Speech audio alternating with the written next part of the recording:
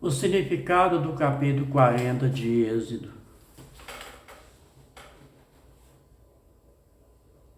Descreve a finalização da construção e a inauguração do tabernáculo, no versículo 34. Foco no alimento central da descrição. O enchimento do tabernáculo com a glória do Eterno. O Eterno está agora visivelmente acampado com seu povo em tipo do futuro Emanuel. Deus conosco. Jesus, no Evangelho de São Mateus, capítulo 1, do versículo 23,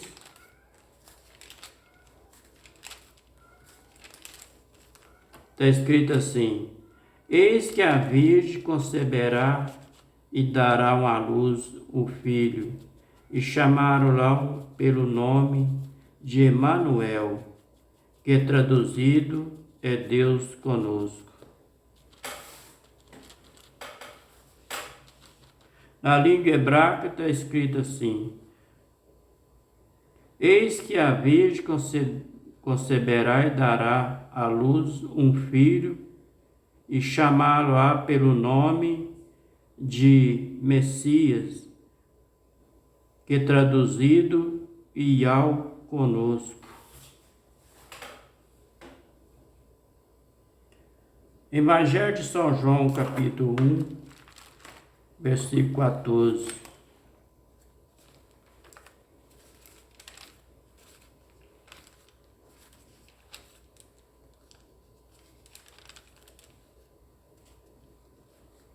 O Verbo se fez carne e habitou entre nós, e vimos a sua glória como a glória do unigênito Pai, cheio de graça e de verdade. Descreve a palavra se tornando carne, em terminologia da acampamento. Habitar é literalmente o tabercular, habitar em tenda. No primeiro dia do primeiro mês, era o primeiro dia do ano religioso, antecipando por 2 semanas o dia em que Deus salvou seu povo da escravidão física do Egito. Na língua hebraica, o dia em que o Iau salvou seu povo da escravidão física do Egito. Em Mateus, Êxodo capítulo 12, versículo 2, versículo 6. Com grande obra milagrosa, muito justa, a escolha desse dia para a construção do santo edifício, que em todos os seus detalhes revela o ensinamento sobre Cristo, que nos concede a liberdade integral da escravidão do pecado, tanto aqui como na eternidade. Evangelho de São João, capítulo 8, versículo 32 e versículo 36.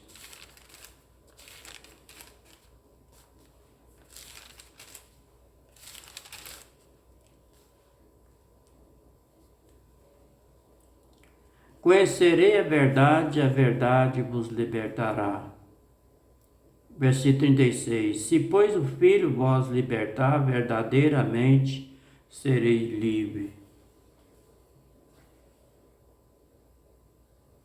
Certamente não poderia haver tarefa melhor para o povo no primeiro dia de um novo ano do que começar a construir esse local de adoração.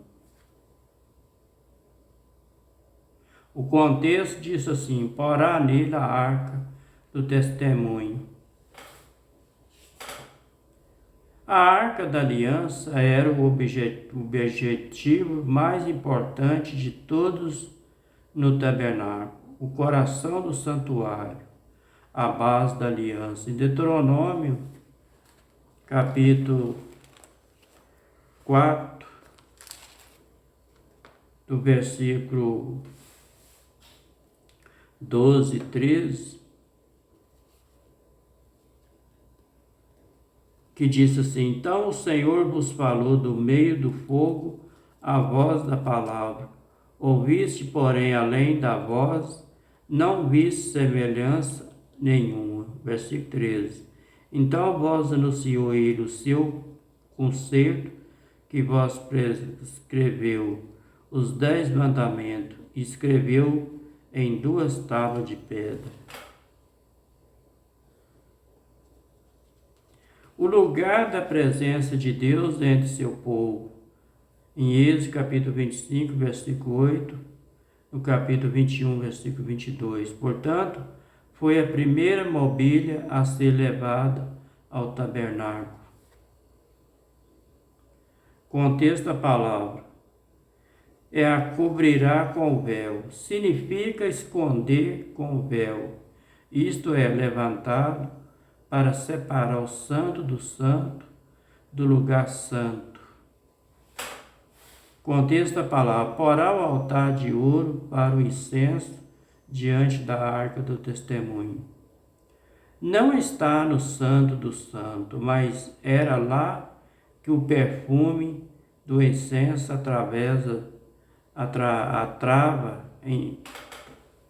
não estava no santo do santo, mas era lá que o perfume do incenso entrava, assim como a oração feita na terra, mas se dirige ao céu.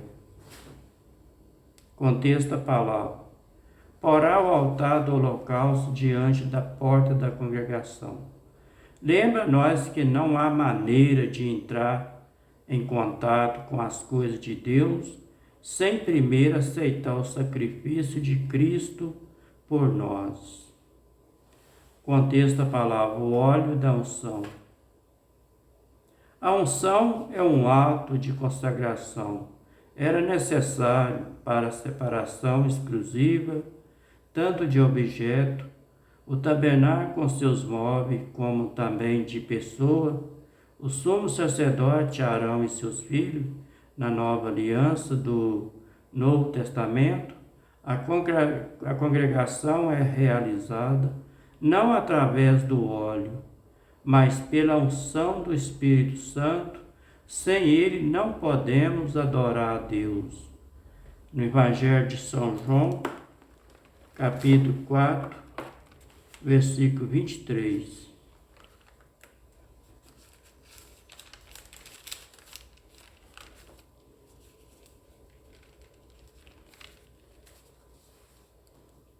Mas a hora vem, e agora é, em que os verdadeiros adoradores adorarão o Pai em espírito e em verdade, porque o Pai procura as tais que assim o adorem. Não podemos participar da salvação. Evangelho de São João, capítulo 3, versículo 3. Jesus respondeu e disse-lhe: na verdade vos digo, que aquele que não nascer de novo não pode ver o reino de Deus. Não podemos compartilhá-lo com o outro.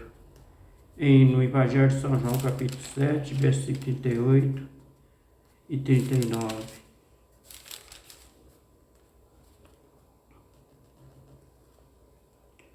Porque eu desci do céu não para fazer a minha vontade, mas a vontade daquele que me enviou. Versículo 39. E a vontade do Pai que nos enviou é esta, que nenhum de todos aquele que me deu se perca, mas que a ressuscite no último dia.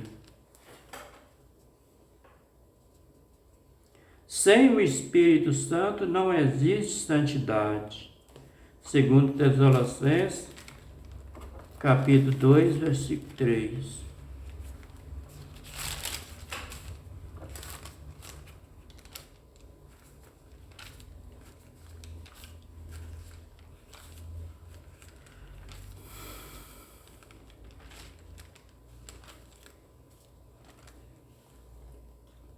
Ninguém de maneira alguma vos engane, porque não será assim sem que antes venha a apostasia e se manifeste o homem do pecado, o filho da perdição.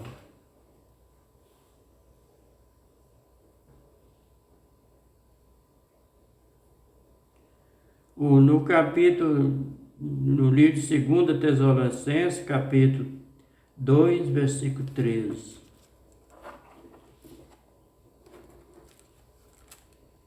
Mas devemos sempre dar graças a Deus por vós, irmão, amado do Senhor, por vós ter Deus elegido desde o princípio para a salvação, em santificação do Espírito, na fé da verdade.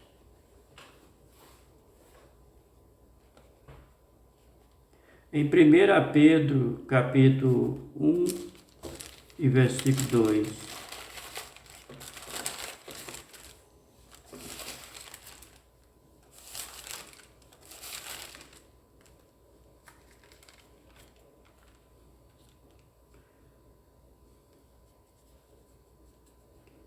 Eleito segundo a presciência de Deus Pai, em santificação do Espírito para a obediência e a expressão do sangue de Jesus Cristo, graça e paz vos seja multiplicada.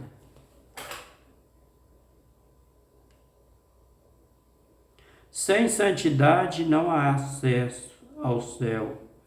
Livro de Hebreus, capítulo 12, versículo 14.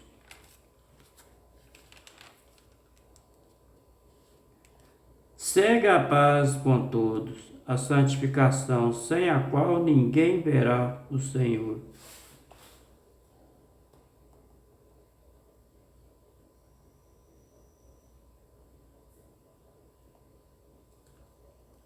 É por isso que apagar o Espírito Santo. Em 1 Tessalonicenses, capítulo 5, versículo 19.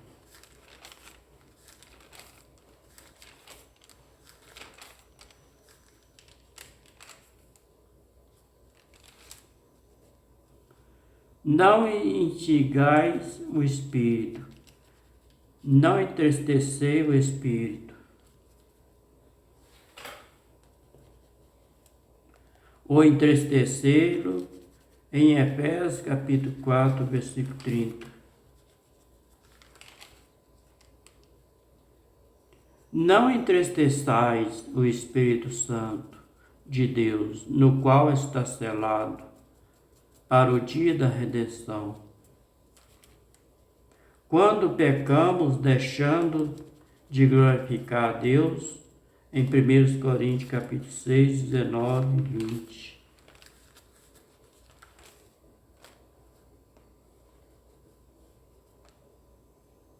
Não sabeis que o vosso corpo é o templo do Espírito Santo, que habita em vós, proveniente de Deus, o que não sois vós mesmos? Versículo 20. Porque foste comprado por bom preço. Glorificai, pois, a Deus nos vossos corpos, no vosso espírito, a quais pertence a Deus. É uma ofensa gravíssima. Evangelho de São Mateus, capítulo 12, e versículo 32.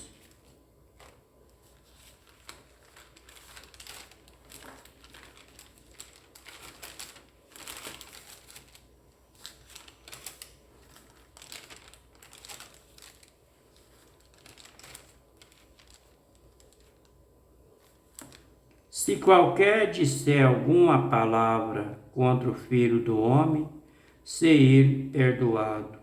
Mas se alguém falar contra o Espírito Santo, não ele será perdoado, nem nesse século e nem no futuro.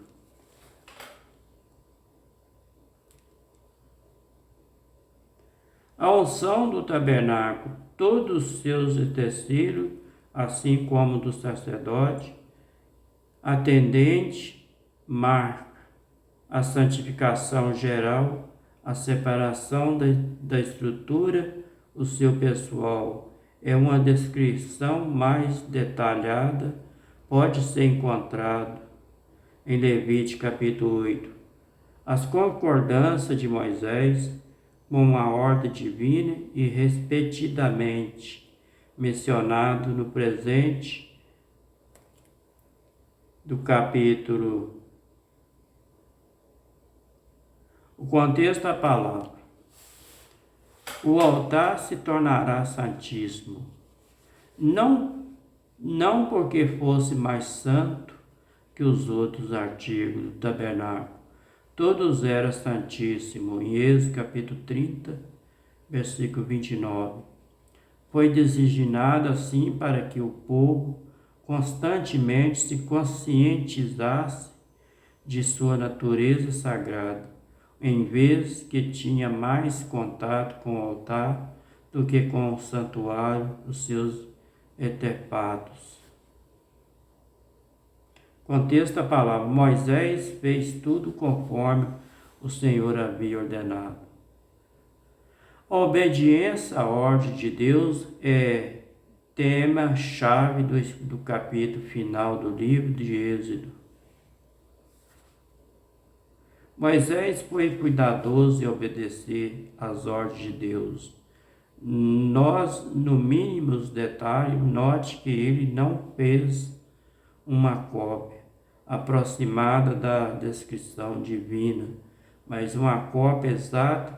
Nós devemos seguir o exemplo de Moisés, sermos bastante detalhista com respeito à nossa obediência.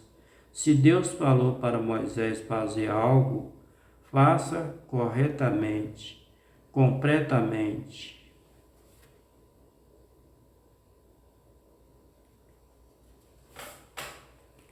A tenda sobre o tabernáculo e a coberta. Aqui se esclarece a distinção entre tenda e tabernáculo. A tenda era cobertura de pelo de cabra. A estrutura de madeira que sustentava sobre ela estava a coberta de pele de carneiro e de pele fina, que é de texugo, em Êxodo capítulo 26, versículo 14. O cuidado físico do tabernáculo exigia uma longa lista de tarefas, cada uma importância para o trabalho da casa de Deus. Este princípio é importante para lembrar hoje. Quando a casa de Deus é a igreja, há tantas tarefas, aparentemente sem importância, que devem ser realizadas para a manutenção do edifício de sua igreja. Lavar prato, pintar parede ou retirar neve pode não parecer tarefa espiritual, mas elas são vitais, ministério da igreja, e depenha importância o papel em nossa adoração a Deus. A glória do Senhor. Com quanta ansiedade o povo deve ter se reunido para contemplar a sagrada estrutura, enquanto observa com santificação reverente a coluna de nuvem. Flutuou de forma majestosa sobre o santuário, envolveu assim. Deus demonstrou a aprovação por tudo que tinha sido feito. O Senhor aceitou morada preparada para ele. Entrou nela com profunda emoção. O povo contemplou o sinal de que a obra em suas mãos havia sido aceita. Agora sabia que o próprio Deus habita com eles. Acompanharia em Números capítulo 9, versículo 15, versículo 23. O livro de Êxodo finaliza como uma sublime manifestação à glória do poder de Deus. Ele termina com a história deste mundo, a irá terminar com a descida da glória do Senhor para morar com a humanidade. Em Apocalipse capítulo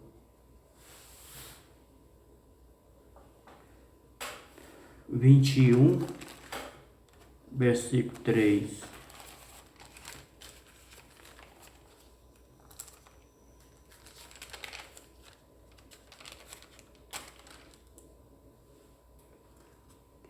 E vi uma grande voz do céu que dizia: Eis aqui o tabernáculo de Deus com os homens, pois com ele habitará. Eles serão o seu povo, e o mesmo Deus estará com ele, e será o seu Deus.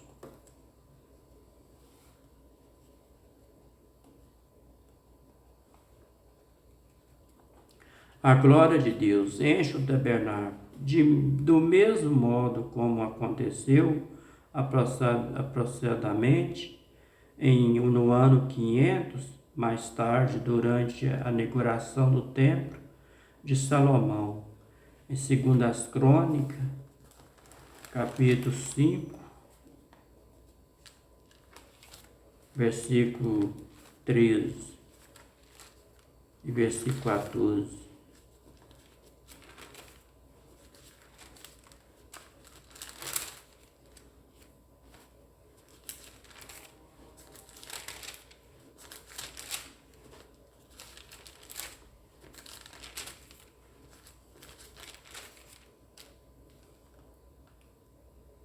Ele uniformemente tocava as trombetas e cantava para fazer ouvir uma só voz, bendizendo: Louvado ao Senhor, e levantando ele a voz com trombeta e símbolos e do Senhor, porque era bom, porque a casa se encheu de uma nuvem, e a saber, a casa do Senhor.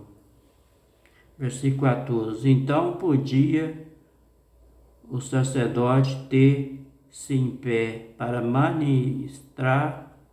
ministrar por causa da nuvem, porque a glória do Senhor encheu a casa de Deus. A nuvem, como indicação da presença divina, foi primeiramente vista junto ao Mar Vermelho. Ela guiava o povo durante o dia através do ambiente e provia a sombra. Em Êxodo capítulo 13, versículo 21, versículo 22, em Salmos 78, verso 14, em Salmos 105, verso 39. Havia aparecido pela última vez em Êxodo capítulo 24. No tempo do Monte Sinai, separado pela falha de fé do povo, no episódio do bezerro de ouro. A presença da glória do Senhor também marca a misericórdia e perdão divinos, atinge da aparente ausência de Deus. No primeiro capítulo de Êxodo, no Egito, foi finalmente resolvido. Deus esteve lá o tempo todo como uma fina nuvem.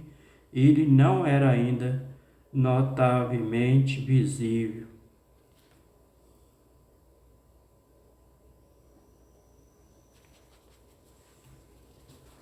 Quando Israel se desviou de Deus, a sua glória, a presença se afastou do templo, e ele foi destruído pelo exército invasores, segundo a Reis capítulo 25. O templo foi reconstruído no ano 516 a.C. A glória de Deus retornou como ainda maior resplendor. Aproximadamente 5 séculos mais tarde, quando Jesus Cristo, o Filho de Deus, entrou nele, ensinou quando Jesus foi crucificado. A glória de Deus deixou o templo. Deus não precisa mais de um edifício físico após a ressurreição de Jesus dos mortos. O templo de Jesus é agora sua igreja.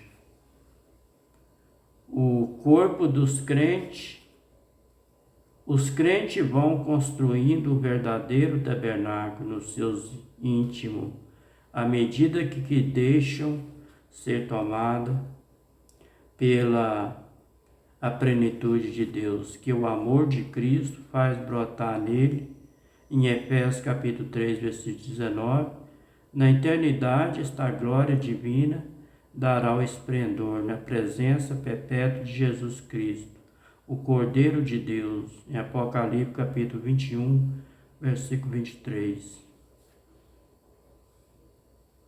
Às vezes a glória da presença de Deus é convite a prosseguir para a gloriosa obra, às vezes um incentivo permanecer paciente e final, embora a situação em tanto desagradável, mas obediente à sua vontade.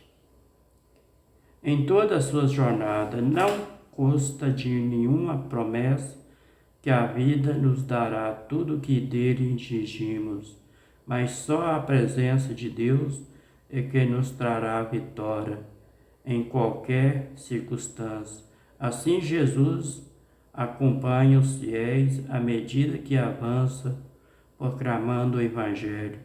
Eis que estou convosco todos os dias, até a consumação do século. Em Mateus capítulo 28, versículo 18, versículo 20.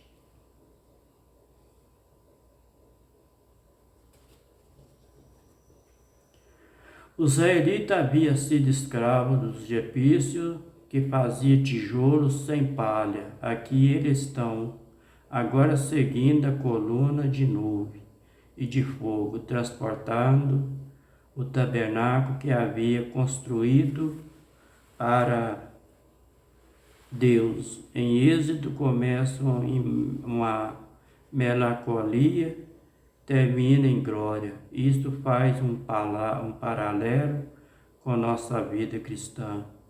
Comecemos como escravo e terminamos a nossa peregrinação vivendo para sempre com Deus.